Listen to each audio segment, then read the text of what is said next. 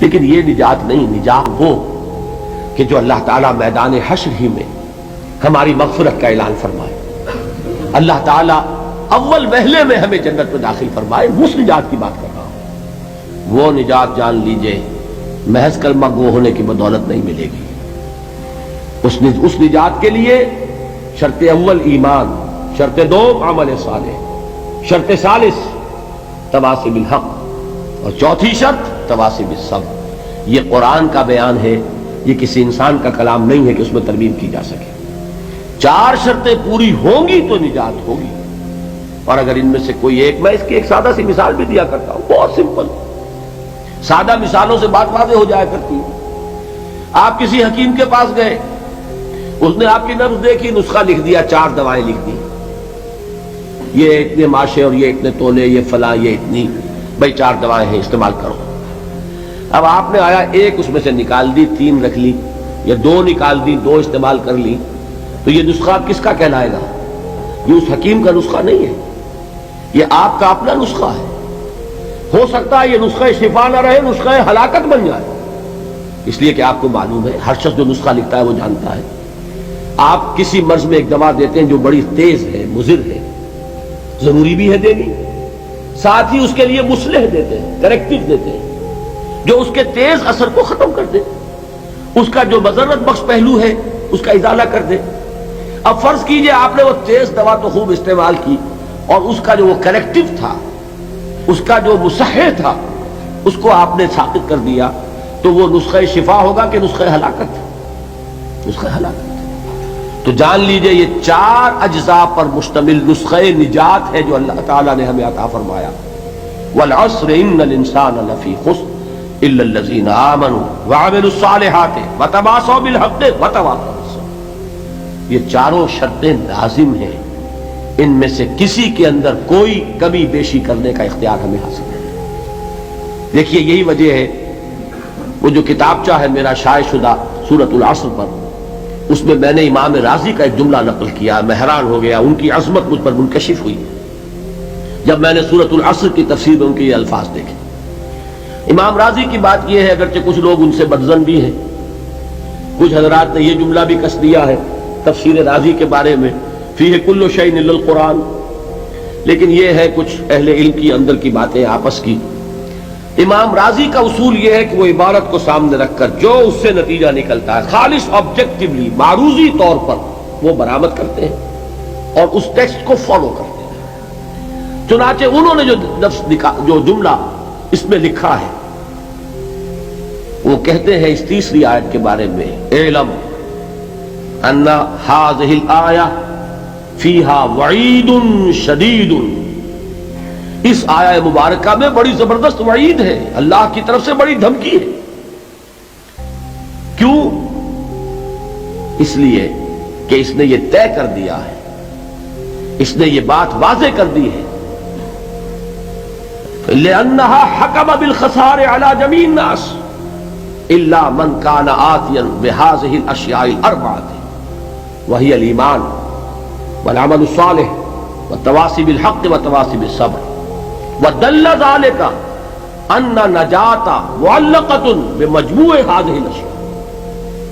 اس آیت میں تو اللہ نے فیصلہ کر دیا ہے پوری نوع انسانی کی ہلاکت اور بربادی کا، سوائے ان کے جو 4 شرطیں پوری کرے، ایمان، عمل صالح، تواصی بالحق، تواصی بالصبر۔ اور اس سے قطعی طور پر یہ بات ثابت ہو گئی کہ نجات کا دار و مدار ان چاروں کے مجموعے پر ہے۔ وَدَلَّ ذَلِكَ أَنَّ النَّجَاةَ مُعَلَّقَةٌ بِمَجْمُوعِ هَذِهِ الْأَشْيَاءِ، یہ بہت واضح اور صحیح ہے چیز کہ جو اخذ کی ہے امام راضی نے رحمت اللہ علیہ۔ اب ذرا غور کیجئے، یہ جو بات اللہ نے فرمائی اس پر تاکید کیا کی ہے، والعصر، زمانے کی قسم۔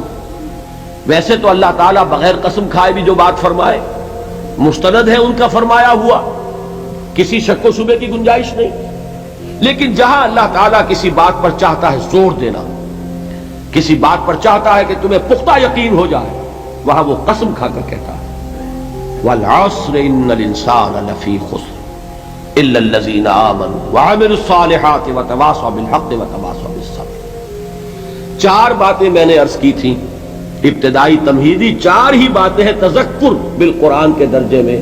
اس سورہ مبارکہ کو بحیثیت مجموعی اپنے ذہن کے سامنے رکھ کر نتیجے نکالنا، اس میں کامیابی کا ایک معیار ہے، کامیابی کے کم سے کم لوازم کا بیان ہے، اس میں جو 4 چیزیں بیان ہوئی ہیں وہ لازمی ہیں، اور نمبر 4 یہ کہ یہ نہایت مؤکد کلام ہے جس پر کہ اللہ نے قسم کھائی. اب آئیے تدبر بالقرآن کے درجے میں اب ایک ایک لفظ کو لیجئے، اس کی گہرائیوں میں اتریے. 2 آیتوں پر انشاءاللہ تعالی ہم آج غور کریں گے، اور یہ جو بقیہ آیت ہے اس پر تو 4 دن باقی جو ہے، ایمان کی حقیقت کیا ہے، عمل صالح کسے کہتے ہیں، تواصی بالحق کیا ہے، تواصی بالصبر، اس پر تو جیسا کہ آپ کو معلوم ہے ایک ایک دن ہمیں ایک ایک موضوع پر گفتگو کرنی ہے. آج پہلی بات سمجھیے والعصر. ابھی تک دیکھیے میں نے اس کا ایک ہی ترجمہ کیا، زمانہ کی قسم ہے. اب ذرا گہرائی میں سمجھیے کہ یہ زمانے کی قسم کیوں کھائی. سب سے پہلے یہ جانیے قرآن مجید میں اللہ نے قسمیں کیوں کھائی، اور قسم کھانے سے مراد کیا ہے. ہم جب قسم کھاتے ہیں، یہ مغالطہ ہو گیا بعض حضرات کو، اور اسی وجہ سے وہ بہت دور دراز بحثوں میں الجھ گئے. ہم جب قسم کھاتے ہیں تو کسی عظیم ہستی کی قسم کھاتے ہیں، ورنہ ہماری قسم میں کوئی معنی نہیں ہوگے. گلاس کی قسم ہے تو کیا مطلب ہوگا اس کا؟ اس میز کی قسم ہے، کوئی معنی نہیں اس کا. اللہ کی قسم ہے. جب یہ ہم کہتے ہیں تو قسم کے اصل مفہوم کیا ہے؟ گواہی، شہادت. جب میں قسم کھاتا ہوں، میں اللہ کی قسم کھا کر کہہ رہا ہوں کہ یہ بات درست ہے، تو میں نے اللہ کو گواہ بنایا کہ جو کچھ میں کہہ رہا ہوں وہ صحیح ہے. جب ہم قسم کھا کر تو وعدہ کرتے ہیں، اس میں بھی گویا کہ اللہ کو گواہ بناتے ہیں. اللہ شہید بیننا و بینکم، اللہ گواہ ہے ہمارے اور تمہارے مابین کہ اب یہ جو معاہدہ ہوا ہے یہ ہمارے درمیان طے پا گیا، اور ہم دونوں کو اس کی پیروی کرنی ہے اور اس کا ایفا کرنا ہے. تو قسم کا اصل مفاد ہے گواہی، شہادت. اور اللہ نے جو قسمیں کھائی ہیں قرآن مجید میں آپ کو معلوم ہے، کہیں والتین والزیتون وطور سینین، کہیں والسماء والطارق، آسمان کی قسم، سورج کی قسم، والشمس وضحاها، رات کی قسم، دن کی قسم. اللہ تعالیٰ نے مخلوقات کی قسم کھائی، جبکہ ہم قسم کھاتے ہیں کسی عظیم ہستی کی، اس لیے کہ ہماری قسم بے معنی ہے جب تک کہ کسی عظیم ہستی کا ذکر نہ آئے. لیکن اللہ تعالیٰ کی قسم میں کسی شے کی عظمت کا کوئی دخل نہیں، اس لیے کہ یہاں قسم کھانے والا خود عظیم ترین ہے، اس سے عظیم تر تو کوئی شے نہیں. لہذا یہاں قرآن مجید میں جو قسمیں کھائی گئیں ان میں کسی شے کی عظمت کا معاملہ نہیں ہے، بلکہ مجرد شہادت اور گواہی. لہذا با محاورہ ترجمہ کیا ہوگا؟ زمانہ گواہ ہے. والعصر، زمانہ گواہ ہے. اچھا اب آئیے لفظ عصر پر. عصر کے معنی اب تک میں نے ترجمہ کیا زمانہ، لیکن زمانے کے لیے عربی میں کتنے الفاظ ہیں؟ زمان خود عربی کا لفظ، وقت عربی کا لفظ، دہر عربی کا لفظ. اور دہر پر تو آپ کو معلوم ہے کہ ایک پوری سورت ہے، سورۃ الدہر، 29ویں پارے میں. جیسے یہاں سورۃ العصر ہے، عصر یہ بھی عربی کا لفظ. اب ان میں فرق کیا ہے؟ دیکھیے دہر اور عصر، ان دونوں الفاظ کو سمجھ لیجئے. اور یہ جو جدید جنہوں نے کچھ فزکس کا کوئی مطالعہ کیا ہے یا کچھ معلومات رکھتے ہیں، وہ در حقیقت ان الفاظ کی گہرائی کو سمجھ سکیں. آپ حضرات کے علم میں ہوگا یہ، اور جن کے علم میں نہیں ہے وہ اس وقت اس کو ذہن نشین کر لیں کہ آئنسٹائن ایک بہت بڑا فزسسٹ، ماہر فزکس، اس وقت دنیا کا عظیم ترین سائنسدان وہ مانا گیا اس صدی کا. آئنسٹائن نے ایک نظریہ پیش کیا جس کی روح سے یہ جو سپیس کا ہمارا کانسیپٹ ہے کہ یہ 3 ڈائمینشنل سپیس ہے، 3 ابعاد ہوتی ہیں. کوئی شے ہے، اس کا طول ہوگا، عرض ہوگا، اور گہرائی ہوگی یا اونچائی ہوگی. یہ 3 ڈائمینشنز ہیں. یہ کمرہ ہے، ہال ہے، اس کی لمبائی ہے، چوڑائی ہے، اور اس کی اونچائی ہے. کوئی شے بھی ہوگی اس میں یہ 3 آپ کو اس کے ابعاد ملیں گے. اب ابعاد کا لفظ آپ نہیں سمجھیں گے، ڈائمینشن سمجھ جائیں گے. لیکن جو انگریزی نہیں جانتے ان کے لیے ابعاد کا لفظ بول رہا ہوں، اعراض کہہ لیں، ابعاد کہہ لیں، لیکن یہ ثقیل لفظ ہے. Dimensions, 3 dimensional concept of space. لیکن آئنسٹائن نے جو بات بیان کی وہ یہ ہے کہ time is the fourth dimension of space. یہ جو ہمارا تصور ہے وہ تو ہے 3 ابعاد کا.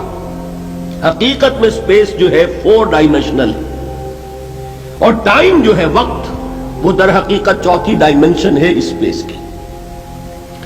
اسی لیے زمان و مکان کا لفظ جب ہم بولتے ہیں ایک اصطلاح کے طور پر، زمان و مکان، ٹائم اینڈ اسپیس، اس کا جو مرکب ہے اس مرکب میں اگر آپ کل کو لیں گے اور اس کا پھیلاؤ آپ اپنے سامنے رکھیں گے تو اس کے لیے لفظ دہر آئے گا. اور جب اس کے لیے وقت کا تصور صرف رکھیں گے، وہ وقت جو گزرتا ہے، جس میں مرور ہے، جس میں ماضی، حال اور مستقبل کی تقسیم ہے، تو وہ وقت جو ہے سیریل ٹائم جسے کہا جاتا ہے انگریزی میں، زمانے جاری یہ عربی میں کہیں گے، یہ ہے عصر، گزرنے والا زمانہ. وہ زمانہ جو اس وقت حال ہے، ایک لمحہ ہے حال، اگلے لمحے وہ ماضی ہو گیا، اور اس سے پہلے لمحے وہ مستقبل تھا. ہر لمحہ جو ہے وہ گزر رہا ہے کہ میں اپنی تسبیح روز و شب کا شمار کرتا ہوں دانا دانا. یہ زمانہ جو ہے گزرتا ہے ماضی، حال اور مستقبل میں، اس کو کہتے ہیں عصر. اسی لیے اب اس کا ترجمہ کیا ہوگا؟ تیزی سے گزرنے والا زمانہ گواہ ہے. یہ زمانہ گزر رہا ہے، یہ تمہیں اپنی غفلت میں ٹھہرا ہوا نظر آ رہا ہے. ہوشیار ہو جاؤ، یہ زمانہ تیزی سے گزر رہا ہے. دل کی ہر دھڑکن کے ساتھ تم اپنی قبر سے قریب تر ہوتے چلے جا رہے ہو. یہ چونکانے کا انداز ہے.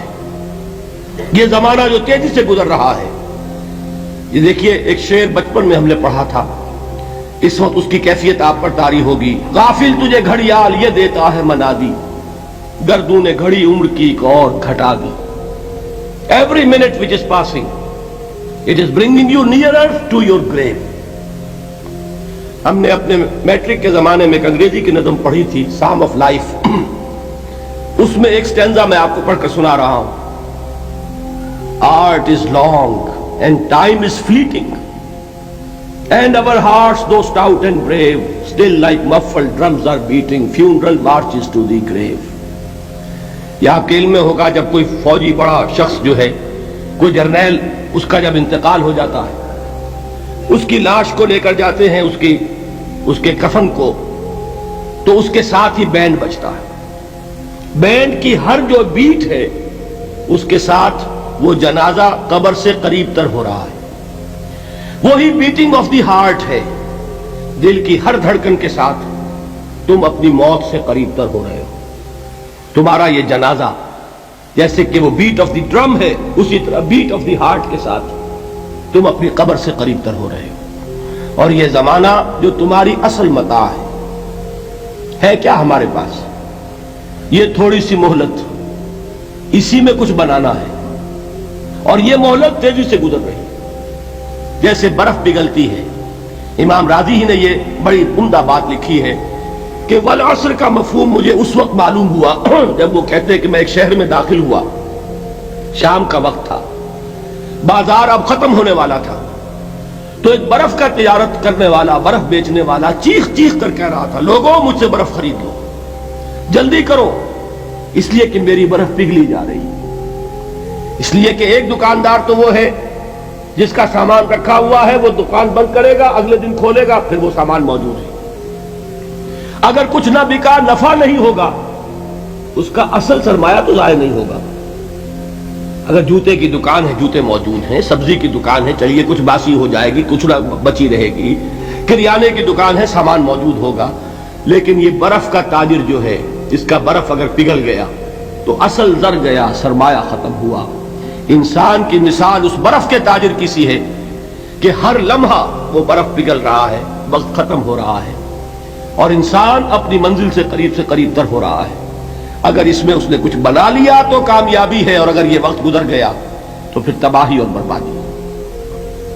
یہ ہے انداز تیزی سے گزرنے والا زمانہ. غافل تجھے گھڑیال یہ دیتا ہے منادی، گردوں نے گھڑی عمر کی ایک اور گھٹا دی. اب آگے آئیے، ان الانسان لفی خسر. अल इंसान, ये लाम इसको कहते हैं लाम तारीफ, और इसमें बहुत से मफहूम पैदा होते हैं, इस वक्त मुझे ज्यादा तफसील में नहीं जाना। यहां मुराद है तमाम इंसान, ये लाम हस्र है। इन्ना ताकीद के लिए आता है, इन्नल इंसाना, यकीनन तमाम इंसान, लफी खुस्र, खिसारे में। लाम फिर ताकीद के लिए है। अब ये मैं जिन लोगों को अरबी ग्रामर से कुछ थोड़ा सा शगफ है उनके लिए अर्ज कर रहा हूं। एक आयत भी मौजूदा है कुरान का, अरबी जबान में किसी चीज पर जोर देने के लिए जितने उसलूब मुमकिन है वो सब के सब इसमें जमा कर लिए। इन्ना ताकीद के लिए, लाम हस्र ताकीद के लिए, फिर ला लफी खुस्र, लाम फिर ताकीद के लिए, खुस्र नकरा आता है, यह भी ताकीद के लिए, जुमला इस्मिया ताकीद के लिए।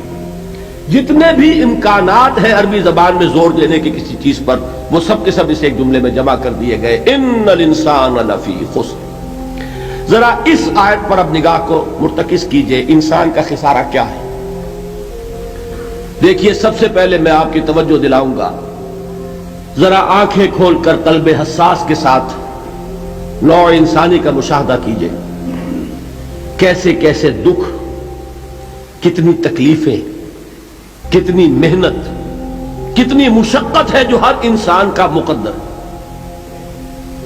कुरान मजीद में एक मुकम्मल सूरत है, सूरतुल बलद, उसमें अल्लाह ताला ने मुतअद्दिद कस्में खाकर एक बात कही, ला उक़सिमु बिहाज़ल बलद व अंत हिल्लुम बिहाज़ल बलद व वालिदिन व मा वलद लक़द ख़लक़नल इंसान फ़ी कबद। हमने इंसान को मुशक्कत ही में पैदा किया। यह मुशक्कत हर इंसान का मुकद्दर है। लोग घरों को छोड़कर आए हुए हैं, कहां कहां इंसान जाता है। ये इस दुनिया में मेहनत और मुशक्कत। हाँ, एक मुगालता हो जाता है कि शायद ये महलों में रहने वाले जो हैं इन्हें कोई मुशक्कत नहीं, इन्हें कोई दुख नहीं। हालांकि हकीकत ये नहीं है। जो जितना अमीर है आप देखेंगे उसकी जिस्मानी मुशक्कत कम है, ज़हनी कोफ्त ज्यादा है। ट्रैंकुलाइजर्स की इन्हें जरूरत पड़ती है, इन्हें सेडेटिव्स चाहिए, ख्वाब आवर दवाएं मजदूर को नहीं कभी जरूरत पड़ेगी। वो 8 घंटे की मेहनत करने के बाद ऐसा सोता है कि वो सुबह ही की खबर लेगा। और ये वो लोग हैं कि जिनको हिप्नोटिक्स, ख्वाब आवर दवाइयां, सेडेटिव्स, मुशक्किन अद्वियात, ये सारा लिबलियम और ये वेलियम और ये फला ये कहां जाते हैं। ज़हनी सुकून और इत्मीनान इंसान को हासिल नहीं। किसी की जिस्मानी मुशक्कत है, किसी की ज़हनी मुशक्कत है। मैं आपको याद दिलाना चाहता हूं महात्मा गौतम बुद्ध का मामला। 30 बरस की उम्र में कपल वस्तु का शहजादा महल को छोड़कर निकल गया। जवान बीवी को सोता हुआ छोड़कर गया, शीरखार बच्चे को छोड़कर गया।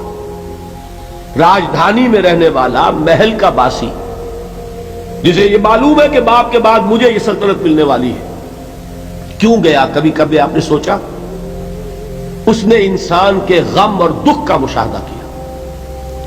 उसने देखा कोई अंधा है, ठोकर खाकर गिर रहा है, कोई वालिदैन खड़े हुए रो रहे हैं और उनकी निगाहों के सामने उनका निहायत महबूब बच्चा दम तोड़ रहा है और वो कुछ नहीं कर सकते। उसने सोचा ये सदमा क्यों है इंसान के, ये दुख उसका मुकद्दर क्यों है? इस सदमे से, इस दुख से निजात पाने की भी कोई शक्ल है कि नहीं है? इंसानों की एक अजीम अक्सरियत, शाह वलीउल्लाह देहलवी रहमतुल्लाह अलैह के अल्फाज हैं कि वो लद्दू ऊंट और कोलू का बैल बनकर जिंदगी बसर करती है। जो 8 घंटे तक ईंटें ढो रहा, उस शख्स का तसव्वुर कीजिए आप, वो वाकई इंसान है या हैवान बन गया है? और 8 घंटे की इस मेहनत के बाद भी हो सकता है कि 2 वक्त की रोटी उसे पूरी न मिले। और यह तो हो सकता है, नहीं होता है, कि अगर बच्चा बीमार पड़ गया है तो शायद कोई बर्तन बेचे बगैर उसकी दवा का सामान न कर सके। ऐसा शख्स कितने बोझों तला दबा हुआ है, कितनी मुशक्कत के अंदर पिसा हुआ है। लद्दू ऊंट और कोलू का बैल इंसानों की अजीम अक्सरियत की सतह पर जिंदगी बसर करती है। लेकिन आपको मालूम है कि कोलू के बैल के लिए मुशक्कत ही मुशक्कत है, उसके एहसासात ये नहीं है जो कि उनसे इंसान को जो सदमा पहुंचता है। ایک بیل کو اس سے کوئی غرض نہیں کہ اس کا کوئی بچہ بھی تھا کہ نہیں تھا، اس کو کوئی بخار ہوا ہے یا کیا ہوا ہے، اس صدمے سے وہ بیل بچا ہوا ہے۔ گھوڑے کو کوئی پتہ نہیں کہ میرا بھی کوئی اولاد میری ہے یا نہیں ہے، اور مجھے اس کا کوئی صدمہ ہے یا دکھ ہے، کوئی پتہ نہیں۔ لیکن انسان کا معاملہ یہ ہے کہ والدین کو جو جو دکھ دیکھنے پڑتے ہیں اپنے بچوں کے لیے، اپنی اولاد کے لیے۔ رات کی نیند حرام ہے اس لیے کہ بچہ بخار میں تپ رہا ہے یا درد سے تڑپ رہا ہے، لہذا نہ ماں سو سکتی ہے نہ باپ سو سکتا ہے۔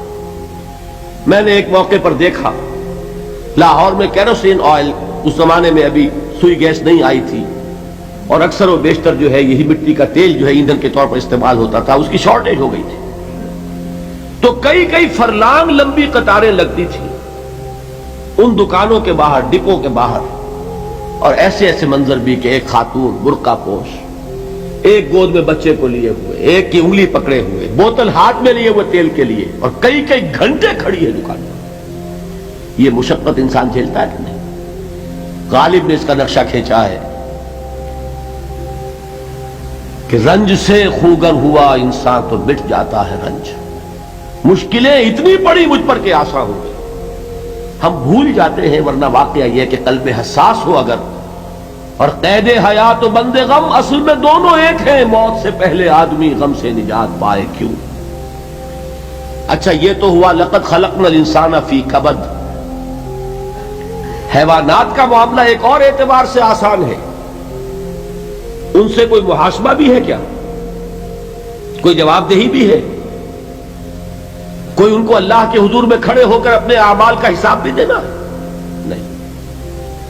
انسان کی یہ ٹریجڈی ہے، یہ المیہ ہے انسان کا۔ اس کو بھی قرآن مجید کی ایک سورت میں قسمیں کھا کر اذا السماء انشقت، اس کے بعد کیا فرمایا؟ یا ایھا الانسان انک کادح الی ربک کدحا فملاقیہ۔ اے انسان، تیرا المیہ، تیری ٹریجڈی اس سے کہیں بڑھ کر ہے، تجھے صدمہ پر صدمے جھیلتے ہوئے، مشقت پر مشقت برداشت کرتے ہوئے ایک روز اپنے رب کے حضور میں بھی کھڑا ہونا ہے، جواب دہی بھی کرنی ہے۔ اس دن کے حساب سے، اس دن کے احساس سے جو بڑے بڑے ہماری امت کے عظیم جو گلے سرسبد ہیں، ان کا یہ حال آپ نے پڑھا ہوگا۔ حضرت ابوبکر صدیق رضی اللہ تعالیٰ عنہ وہ ایک عجیب کیف کے عالم میں فرمایا کرتے تھے، کاش میں درختوں پر چہچہاتی ہوئی چڑیا ہوتا جس سے حساب کتاب نہیں ہوگا، کاش کہ میں گھاس کا تنکا ہوتا جو آج ہے اور کل آگ میں جلا دیا جاتا ہے، ختم ہو جاتا ہے، اس سے محاسبہ کوئی نہیں۔ وہ جس کے احساس سے کہ حضرت عمر جو ہے اپنے انتقال کے وقت سخت بے چین تھے، ان کے بیٹے حضرت عبداللہ ابن عمر رضی اللہ تعالیٰ عنہما نے ان کا سر جو ہے وہ اپنے زانوں پر رکھ لیا تو کہا نیچے ڈال دو۔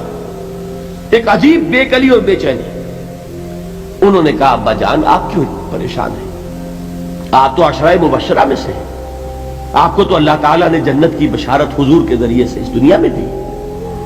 حضرت عمر فرماتے کہ خدا کی قسم اگر قیامت کے دن عمر برابر سرابر پر چھوٹ گیا تو بہت بڑی کامیابی تصور کرے۔ یہ احساس جن کو ہوتا ہے، حضرت علی کا حال کیا ہوتا ہے؟ ابھی جو آپ نے حافظ صاحب سے سنا، یہ حضرت علی کا معاملہ ہے کہ ایک تیر پیوست ہو گیا تھا، کسی طرح نکل نہیں رہا تھا۔ حضرت علی نے فرمایا کہ اچھا چھوڑو مجھے، میں نماز کی نیت مانگتا ہوں۔ نماز کی نیت پڑھتے تھے تو لرزتے تھے، کانپتے تھے، کس کے سامنے کھڑا ہوں اور کس کے سامنے مجھے ایک دن جواب دہی کے لیے کھڑا ہونا ہوگا۔ لن تزولا قدم ابن آدم، حضور نے خبر دی ہے ابن آدم کے قدم ہل نہیں سکیں گے۔ جیسے مجرم کھڑا ہوتا ہے کٹہرے کے اندر، اس کٹہرے میں سے ہل نہیں سکو گے حتی یسأل عن خمس، جب تک کہ 5 چیزوں کا حساب نہ لے لیا جائے۔ وہ 5 چیزیں کیا ہے؟ کان کھول کر سنیے۔ عن عمرہ فیما افناہ، عمر کا حساب دو، یہ 80 برس اور 70 برس ہم نے تمہیں دنیا میں دیے، کہاں ضائع کیے؟ وعن شبابہ فیما ابلاہ، اور خاص طور پر جوانی کا دور، امنگوں کے دن، ولولے ہوتے ہیں، قوت ہوتی ہے، توانائی ہوتی ہے، آدمی چلتے ہوئے زمین پر پاؤں مارتا ہے، قوت جو ہے وہ اپنا اظہار چاہتی ہے۔ یہ جوانی کہاں گلائی؟ حساب لو۔ ایک ایک لمحے کا حساب دو. وَعَن مَالِهِ مِنْ أَيْنَ اكْتَسَبَهُ وَفِيمَا أَنْفَقَهُ. ایک ایک پائی کا حساب دو، مال کا کہاں سے کمایا تھا، حلال سے کہ حرام سے، اور کہاں خرچ کیا تھا، گل چھروں میں، عیاشیوں میں، یا نیکی کے کاموں میں، ادائے حقوق میں، اللہ کے دین کے لیے. 4 سوال ہو گئے. 2 زندگی کے بارے میں، ایک زندگی پوری بحیثیت مجموعی کہاں کس کام میں لگائی، اور خاص طور پر شباب کا دور کہاں لگایا. 2 سوال مال کے بارے میں، کمایا کہاں سے، حلال سے کہ حرام سے، جائز سے کہ ناجائز سے، خرچ کہاں کیا. اور آخری سوال وَعَمَّا عَمِلَ فِيمَا عَلِمَ، جو علم حاصل کیا تھا اس میں عمل کتنا کیا. علم کے انبار لگاتے چلے گئے اور عمل کے آغاز کی بھی نوبت نہ آئی. یہ علم جو ہے یہ اس روز سب سے بڑا وبال بن جائے گا انسان. اتنا علم اور عمل کچھ نہیں، بجائے کہ کریڈٹ کا ذریعہ بنے یہ الٹا ڈیبٹ کا کھاتا بن جائے. یہ جواب دہی کا احساس ہے کہ جس کی وجہ سے انسان کی ٹریجڈی جو ہے وہ دوہری ہے. کوئی حیوان اتنے بوجھ تلے نہیں، مشقت کی، محنت کی، اس زندگی میں ختم ہوئے، اس کے بعد کوئی محاسبہ نہیں. اس کو بھی غالب نے خوب کہا ہے کہ اب تو گھبرا کے یہ کہتے ہیں کہ مر جائیں گے، اور مر کے بھی چین نہ پایا تو کدھر جائیں. یہ ہے وہ ہیومن ٹریجڈی. اب میں آپ کو توجہ دلانا چاہتا ہوں. ایک تو گوتم بدھ کا فلسفہ، اس کے فلسفے کا مین تھیم یہ ہے سروم دکھم، آل از پین، آل از سفرنگ. اور اس نے جو بھی اپنی محنت کی یہ تو اللہ ہی بہتر جانتا ہے کہ اسے بعد میں ملا کیا اور کیا نہیں ملا. ایک بات آپ سے عرض کر دوں، گوتم بدھ کے بارے میں ایک بہت جید عالم میرے نزدیک بر صغیر پاک و ہند کے علماء میں جو اس صدی کے علماء ہیں ان میں ان کا بہت اونچا مقام ہے، مولانا مناظر حسن گیلانی رحمت اللہ علیہ. گیلان قصبہ ہے ایک بہار کا، وہاں کے رہنے والے تھے. ان کی زندگی زیادہ گزری حیدرآباد دکن، عثمانیہ یونیورسٹی میں استاد رہے. انہوں نے گوتم بدھ کے بارے میں یہ لکھا ہے کہ میرا یہ گمان ہے کہ وہ بھی اللہ کے نبی تھے، اور اس کی دلیل دی ہے. قرآن مجید میں ایک رسول کا ذکر آتا ہے، ذوالکفل، اور یہ ذوالکفل وہ ہے جس کے بارے میں ہمیں کچھ پتہ. قرآن مجید میں بھی ایک جگہ ذکر آیا ہے.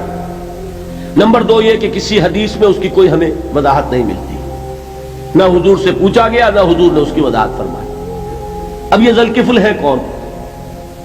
تورات میں جو نبیوں کے نام آتے ہیں ان میں سے کسی نبی کا نام ذوالکفل کے آس پاس نہیں بنتا کہ یہ سمجھا جائے کہ یہ اس نام کی بگڑی ہوئی یا بدلی ہوئی شکل بن گئی ہے. تو انہوں نے جو کہا ہے وہ بات وزنی معلوم ہوتی ہے اس اعتبار سے کہ کپل وستو، کپل پے جو ہے وہ عربی میں ہے نہیں، وہ فے بنتی ہے. تو ذوالکفل کے معنی کفل والا، اور یہ کفل جو ہے کپل، کپل والا، جس کو ہم کہتے ہیں کپل وستو کا شہزادہ.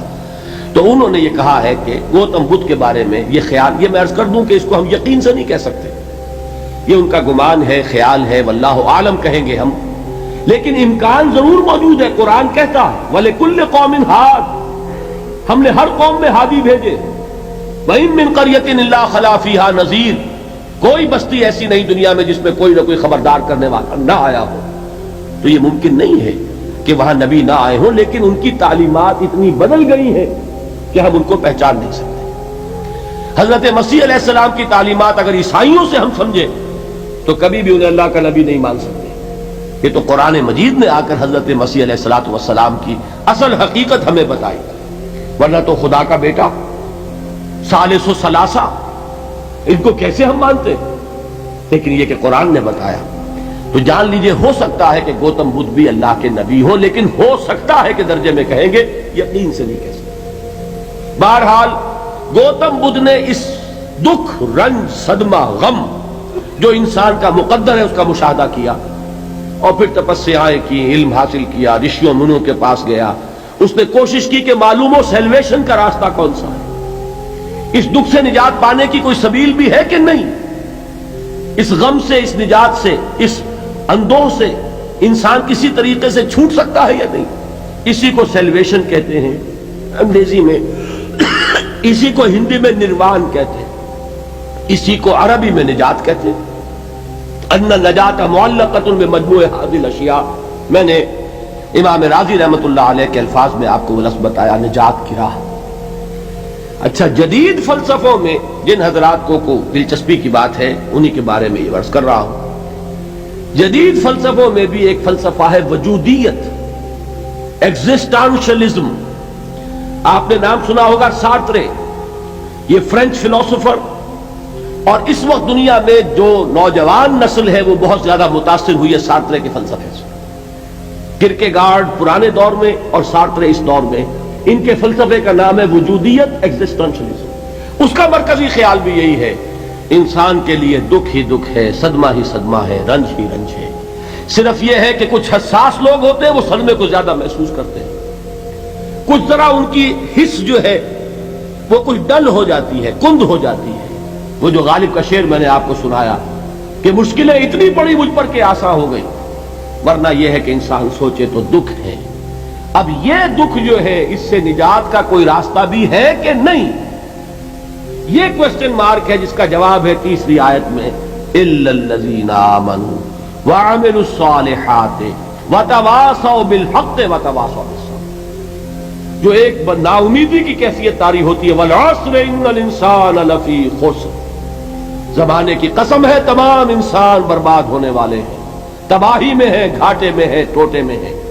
اس سے جو ایک مایوس کن صورتحال سامنے آتی ہے، اس مایوسی سے نجات دلانے والی آیت ہے تیسری آیت. ایک راستہ ہے، یہ امید کی کرن ہے، تباہی سے بچ سکتے ہو. ابدی بربادی، وہ بربادی یہاں تو یہ ہے کہ ہم نے مشقتیں اٹھا لیں، فاقے جھیل لیے، تکلیفیں برداشت کر لیں، صدمے برداشت کر لیے، لیکن موت آئی، اس کا خاتمہ ہو گیا. لیکن اس کے بعد اگر خدا نہ خواستہ جہنم میں جھونک دیے گئے، وہ ابد الآباد تک کی، وہ ہمیشہ ہمیشہ کی جلن. قرآن کہتا ہے کہ اگر ایک کھال جل جائے گی، جھلس جائے گی، اللہ اور کھال دے دے گا. دیکھیے یہ بھی جدید دور میں آپ کو معلوم ہوگا، بورس بکائی نے جو کتاب لکھی ہے دی فرینچ سرجن، اس نے ثابت کیا ہے کہ قرآن مجید نے جتنے نیچرل فینومینا کا حوالہ دیا ہے وہ بالکل سائنس کے مطابق ہے. آج ہمیں یہ معلوم ہے کہ حس جو ہے وہ صرف کھال میں ہوتی ہے، کھال حساس ہوتی ہے، کھال اتر جائے نیچے جو ہے گوشت جلے گا، آپ کو تکلیف نہیں ہوگی. معلوم قرآن نے کہا ہے کہ جب کھالیں ان کی جھلس جائیں گی ہم نئی کھال دے دیں گے تاکہ وہ سوزش جو ہے، وہ جلن کا احساس برقرار رہے، وہ ختم ہونے نہ پائے. حالانکہ اس کی ضرورت نہیں ہے. اگر اندر کا گوشت بھی حس والا ہوتا تو پھر کھال دوبارہ عطا کرنے کی ضرورت نہیں ہے. گوشت جلے گا، اس سے بھی جلن کا اور سوزش کا احساس ہو جائے گا. لیکن قرآن کہتا ہے کہ نہیں، کلما نضجت جلودہم بدلنا لہم جلودا غیرہا. جب ان کی کھالیں جھلس جائیں گی، جل جائیں گی، ہم ان کی کھالیں بدل دیں گے تاکہ وہ سوزش برقرار رہے. ثم لا يموت فیہا ولا یحیا، پھر نہ وہ اس میں جی سکے گا نہ مر سکے گا، نہ زندوں میں ہوگا نہ مردوں میں ہوگا. موت کو پکارے گا، کاش کہ موت آ جائے جو مجھے اس مشقت سے اور مشکل سے چھٹکارا دلا دے. وہ موت جس سے اس وقت ہم بھاگتے ہیں، اگر خدا نہ خواستہ اس جہنم میں جھونکے گئے تو پھر موت کو پکاریں گے اور موت نہیں آئے گی. اس عذاب سے، اس ابدی ناکامی سے، اس خسران سے، اس ابدی ہلاکت سے بچنے کا کوئی راستہ ہے؟ وہ جو میدان حشر میں پکاریں گے لوگ، این المفر، کوئی جائے فرار ہے، کوئی جائے پناہ ہے؟ وہ جائے فرار، وہ جائے پناہ اس دنیا میں اللہ نے ہمیں عطا فرمائی، اسی کا نام صراط مستقیم ہے. الا الذین آمنوا وعملوا الصالحات وتواصوا بالحق وتواصوا بالصبر. ایک راستہ ہے، اس کے یہ چار نشان ہائے راہ ہے، سنگ ہائے میل ہے. پہلا ایمان، دوسرا عمل صالح، تیسرا تواصی بالحق، چوتھا تواصی بالصبر. اس صراط مستقیم پر بچو گے، نروان حاصل ہو جائے گا، نجات حاصل ہو جائے گی، کامیابی سے ہمکنار ہو جاؤ گے، اس ابدی خسران سے نجات پا جاؤ گے. اللہ تعالی ہم سب کو اس کی توفیق عطا فرمائے. جیسا کہ میں نے عرض کیا ہے، اب بقیہ 4 دنوں میں ان 4 چیزوں پر بحث ہو. ایمان کی حقیقت کیا ہے، عمل صالح کی حقیقت کیا ہے، تواصی بالحق کی حقیقت کیا ہے. یہ گویا کہ انڈیکس ہے قرآن کا، یہ ایک فہرست ہے کہ جو قرآن مجید میں اس سورہ مبارکہ میں دے دی گئی۔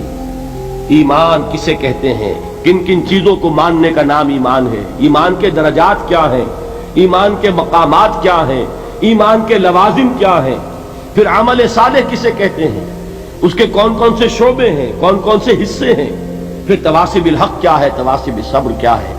ان چار چیزوں پر گویا کہ ان 4 دنوں میں، بلکہ آج کے دن کو شامل کیجئے تو 5 دنوں میں سورۃ العصر ہی پر ساری گفتگو ہو رہی ہوگی۔ لیکن ایک اعتبار سے یہ پورے قرآن مجید کا خلاصہ بھی سامنے آ جائے گا، اس لیے کہ قرآن مجید میں یہی تو بحثیں ہیں۔ قرآن مجید میں ایمان کی بحثیں ہیں، عمل کی بحث ہے، تواصب الحق کی بحث ہے، تواصب الصبر کی بحث ہے۔ ان 4 کے علاوہ اگر کوئی چیز ہے تو وہ والعصر میں ہے، زمانہ، یہ گزرنے والا زمانہ، اقوام سابقہ کے حالات کیا تھے، قوم نوح کیسے برباد ہوئی، قوم لوط کیسے تباہ ہوئی، قوم ہود اور قوم صالح کا کیا انجام ہوا، یہ ساری چیزیں، ازل میں کیا ہوا، ابد میں کیا ہوگا، ازل میں کیا تھا اور قیامت کے بعد کیا ہوگا، یہ سب کیا ہے، یہ زمانے کی وہ قسم جو کھائی گئی، والعصر، یہ ساری چیزیں سمولی گئیں ایک قسم میں، ان الانسان لفی خسر الا الذین آمنوا وعملوا الصالحات وتواصوا بالحق وتواصوا بالصبر۔ اللہم ربنا اجعلنا منہم، اے اللہ ہمیں ان لوگوں میں شامل فرما۔ اللہم ربنا اجعلنا من الذین آمنوا وعملوا الصالحات وتواصوا بالحق وتواصوا بالصبر، آمین یا رب العالمین۔